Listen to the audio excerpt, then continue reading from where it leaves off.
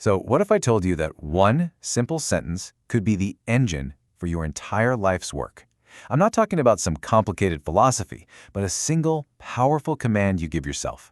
We're about to dive into the incredible story of a man who used one personal rule to transform himself from someone who was terrified of speaking into a master of, well, countless skills. And this is it. This is the sentence. Jo kaam nahi aata, ise karna seekh lein. It basically translates to something so simple, yet so profound. Learn what you don't know. You gotta understand, this isn't just a friendly piece of advice. It's an order. It's an active command. And it became the bedrock for a truly extraordinary life. It really makes you wonder, doesn't it? Can one single shift in your mindset, just deciding that you're always going to learn, actually change the whole direction of your life? I want you to think about something right now. Something you've always wanted to do, but you felt like, nah, I can't do that. Just keep that in the back of your mind as we go through this.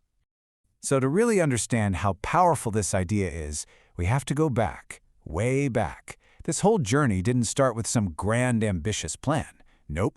It started with a simple hobby, all the way back in 1971. It all kicked off because his dad was into old tube radios. But then, these newfangled transistor radios came out, and his first thought was, I don't know how this works, so I better learn. That little spark of curiosity led him to get actual diplomas in radio and TV repair. But look at that last point, 1979. That's the moment everything changes. The hobby turns into a conscious, deliberate choice. I will never, ever stop learning. This is where the switch flips. And you know what? That one decision was like a tiny snowball rolling down a hill. It just got bigger and bigger. Learning wasn't just about electronics anymore. It became his go-to tool for completely reinventing himself, for building this almost unbelievable collection of skills. I mean, just look at this list. This is what I'm talking about. We're talking about a guy who went from fixing radios to being able to wire an entire house as a certified electrician. He learned plumbing, he learned masonry, and then he takes this wild left turn into psychology and starts studying neuro-linguistic programming, or NLP. You see, the specific skill didn't matter. The process was always the same. I don't know this, so I'm going to learn it. And his journey into NLP? It's the perfect example of this whole mindset in action. So in '92, a friend brings back these tapes on the subject. He's totally fascinated, but when he starts talking about sharing what he's learned, his friend kind of challenges him, saying, yeah, but you're not an expert? Now, for most of us, that would sting, right? But for him, it was a trigger. That one little comment lit a fire, and by the year 2000, he was literally in America getting certified as an expert in the very thing he was told he wasn't. All right, so learning practical skills is one thing. That's super impressive. But the real test, the ultimate test of this whole philosophy, came when he aimed it not at a leaky pipe or a circuit board, but at his own deep personal fears. And this is where the story gets so human, so relatable. He admits that 50 years ago, he couldn't even speak in front of a small group. I mean, just sitting at a dinner table with 6 other people, his heart would just start hammering in his chest with fear at the idea of having to say something. It was a crippling anxiety. So what did he do? He treated his fear just like any other broken gadget. He told himself, I don't know how to do this, so I'm going to learn how to do it. And the result?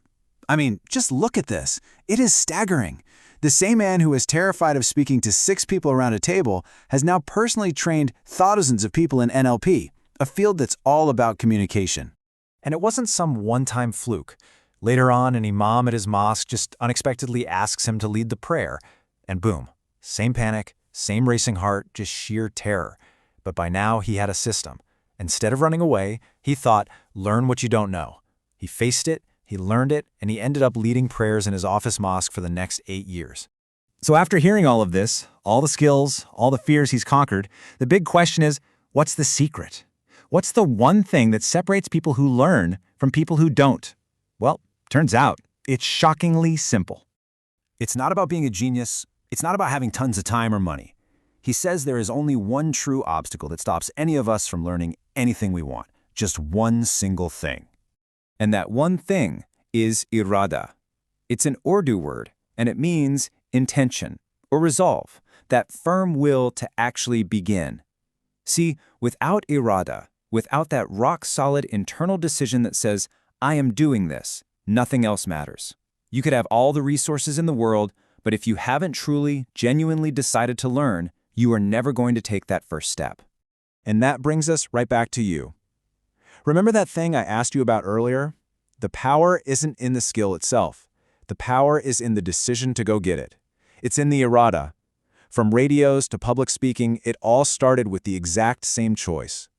So the real question this whole incredible story leaves us with is a personal one. What will you decide to learn?